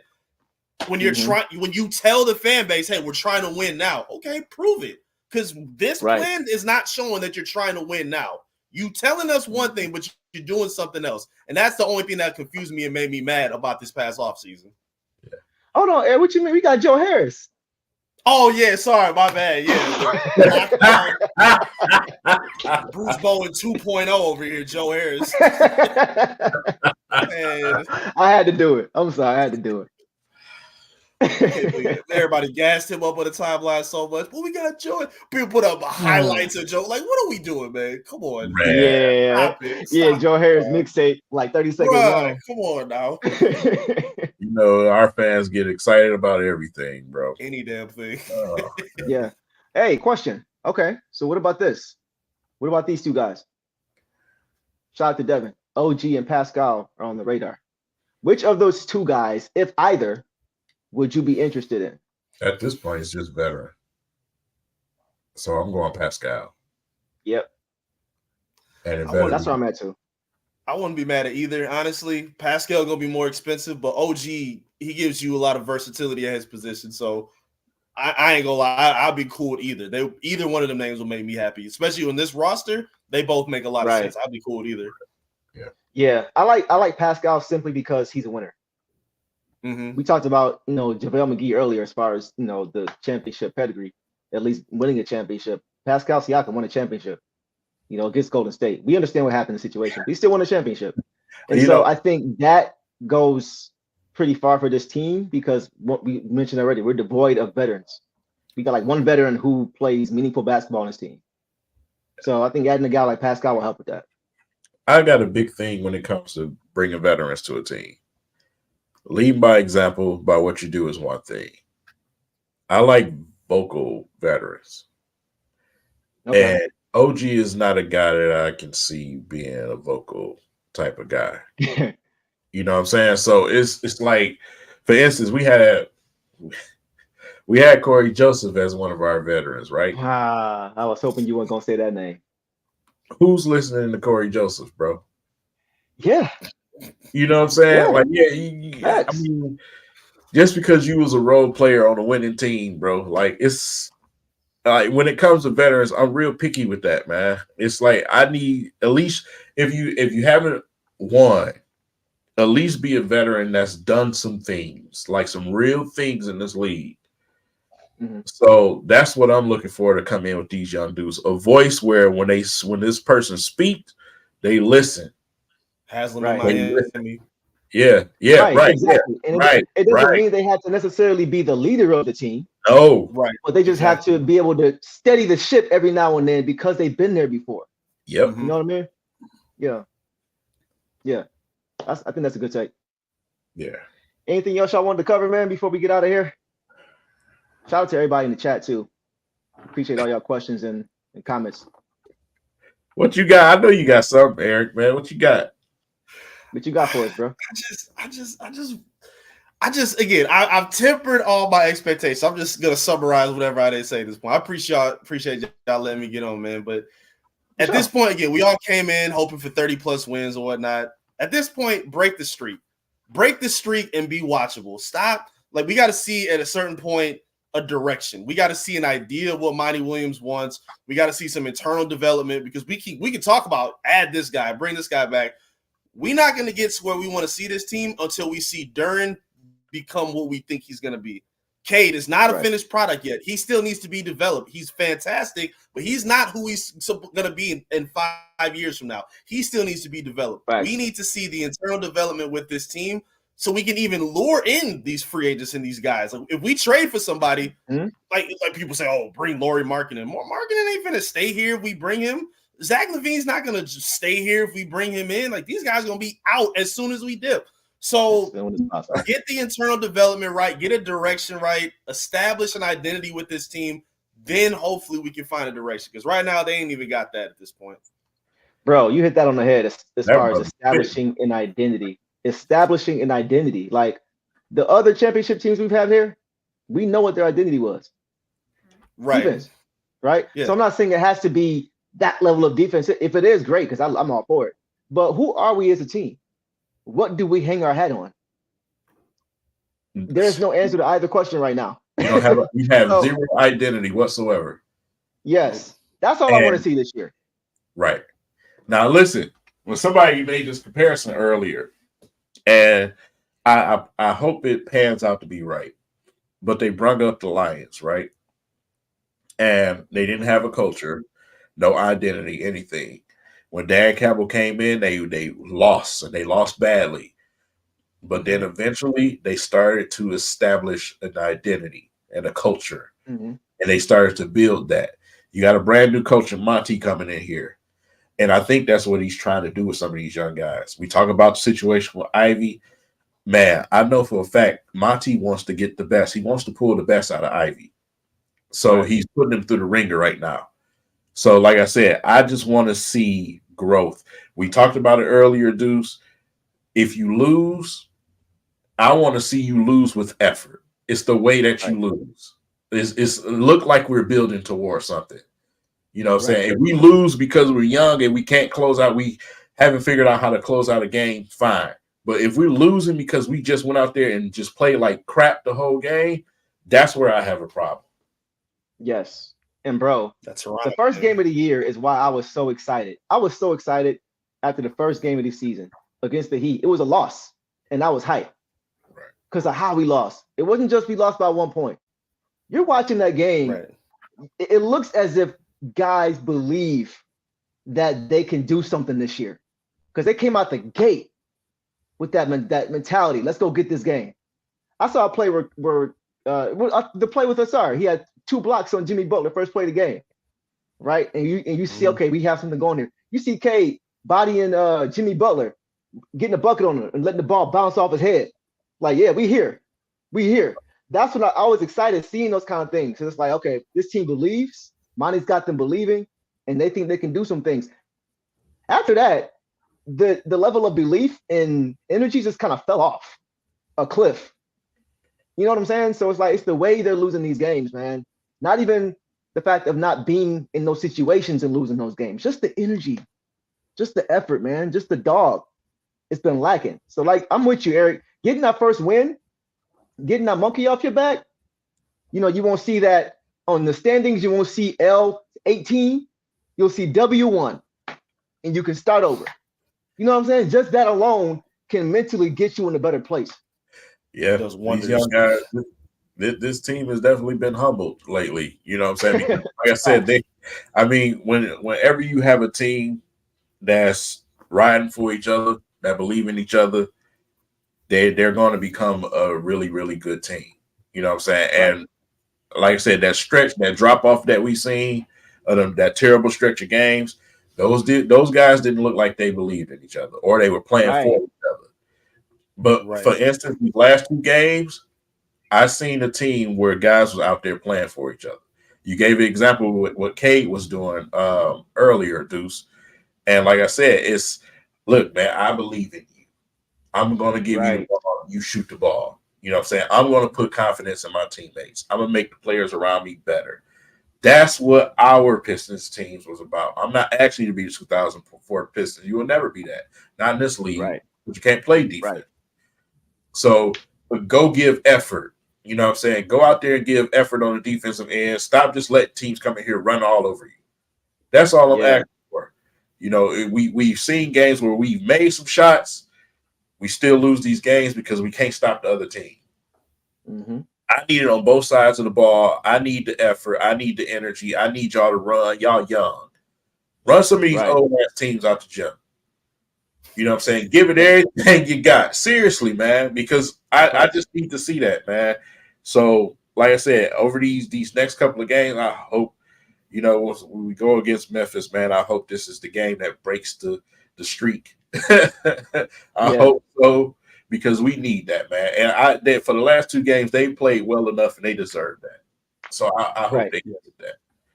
Yeah, Eric, we were just talking about it before you came on, as far as the schedule and the possible game that the streak could end. We both believe it's against Memphis because they've been a mess this year, absolute mess.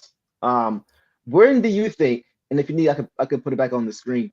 When do you think the Pistons will break that losing streak? Yeah, I got it here. I'm with you. I don't think Memphis is that much of a threat. I mean, they a mess without Ja. I don't think unless Desmond Brain puts up a 50 ball, I don't think this team should be anywhere. You know, I think this game they could win convincingly, honestly. And then even looking down, I ain't gonna hold you. Like, yeah, Orlando's playing very good ball. I don't think we're gonna beat them, and I have no problem with that. I love what the Magic are doing. I have no issue with that team. Right. Indiana, I'm not sold on yet. Like, we just played them. Even that little burst they had in the fourth quarter and in the second half, like, that was good basketball they played. But the Pistons, like we just said, they were competitive basically that whole game up until the last few stretches. So for me, I don't think Indiana's impossible, especially when we got them back at home. They got Philly twice. They're going to live at the free throw line, so I'm not going to pencil that one. I don't think they got a chance for that.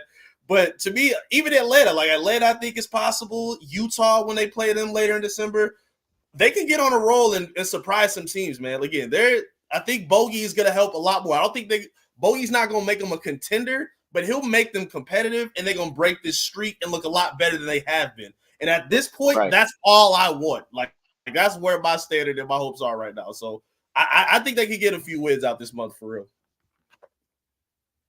Yeah. I agree with that. That's all I got, man.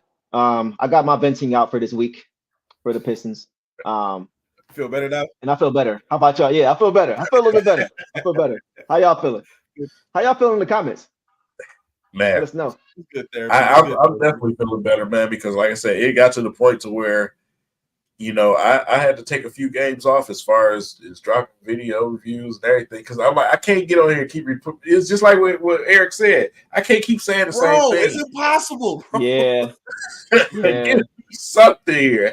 Help me, help you, help me. Yeah. It happened again, guys. Point, everybody gonna know it's Cap. Yeah. Like, bro, you just saying the same thing. I'm not in the business of making videos just to make videos. I'm not in the business of that. I want to bring something that's actually meaningful. And so it's like, if it ain't nothing to say, it's like y'all already know. Y'all know what's up. You don't need to hear from me. Y'all know what's up. It is what it is. It's got to be worth my time, man. Like I said, I wouldn't even be on this stream with a LeBron fan if it wasn't worth my time. You know what I'm saying? Oh my God. See, hey, Eric, I'm glad you are here to witness the trolling. I see it. I know how y'all do. I see it. Oh my God, bro. I ain't gonna lie to you, man. As soon as I see something like on Instagram, Twitter, or whatever, I'm tagging Deuce immediately. just to rub some feathers, man.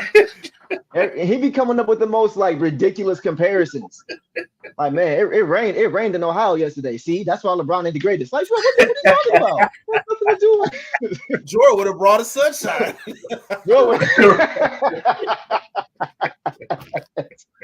Oh man. Like, no cap, no exaggeration. So, but yeah. This was a good stream, man. Glad to have you on, Eric. Per usual, man. It's good to chop it up with you. Got to catch up with you at the Motor City Cruise game, which was dope. Yes. Let us know where we can find you. Where can we find you, man? Man, again, thank y'all so much, man. Huge fan of both of y'all, man. Y'all doing great things. King, I've been a fan of yours for the longest. Deuce, you won your way, man. I appreciate y'all, boys. Follow me at I am Eric Vincent. Hit me up, Detroit Sports Nation. I covered Lions, Pistons, a little bit of college sports over there as well. Top Title Sports. I got my own YouTube page. Hit me up on there, and hopefully I'll be back up here with y'all, man. This was a good time. We needed this therapy after this kind of start to the season. Yeah, it was good to have you on, bro. You doing some great things over there, man. You know what I'm saying? This guy knows the game. Is just like how we he watches it the same way we watch it. So it's good to have you on. Know the game, bro. He tell it like it is. That's why I love watching his content. He tell it like it is. Even on social media, man, he tell it like it is, bro. Like whether you like it or not, I stand on that. To me is standing on business. That's it right there, bro. Tell it like it is, man. I don't whoever you may piss off or not, man. Give the fan base what they need. Give them what they need, not what they want. Yeah, straight up. Yeah, it's got to be that way, man. Like, in order for people to have any trust or even to respect what you're saying, there has to be times when they don't agree with you. Yep. Right. It has to be that way. You know what I'm saying? So I think all of us kind of embody that, and we appreciate y'all for supporting us because of that. Because we're gonna keep doing the same way. This is who we are. Yeah, indeed. So for sure. Anything else, Ken, you want to hit on, bro? Are we good? No, man. No, that's pretty much it. We done touched on every single topic you can think of right now with this team, man. So, like I said, I just want to, say I appreciate you for coming on, Eric, man. Got to get me on the show with you. You know what I'm saying? Yeah. Got to. Oh yeah, man. Yeah, for sure. Yeah. We're gonna do that. Yeah, and for everybody in the comments, man, I've seen it from Ashton, man, to Tristan, to Nomas, to my own brothers at Culture Detroit, everybody, man, DSN, everybody that's been coming in here, dropping in, man, and just saying what's up. I appreciate each and every last one of y'all. Absolutely. I make these streams very, very fun, man. Great comments, great input.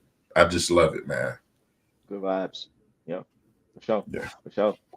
On that note, we're gonna call it. Can you wanna take us out? All right, man. So we'll see what happened over these next couple of games with our team. I always say this: root for your team. Don't put the dark cloud over your team, man. Hope for the Right. best for them. For every single player on your team, hope for the best for them. Let's go out here and get this victory, man. And with that said, I hope the rest of you guys have a blessed night and productive day tomorrow. We'll see you guys in the next stream. Peace. Cheers, everybody.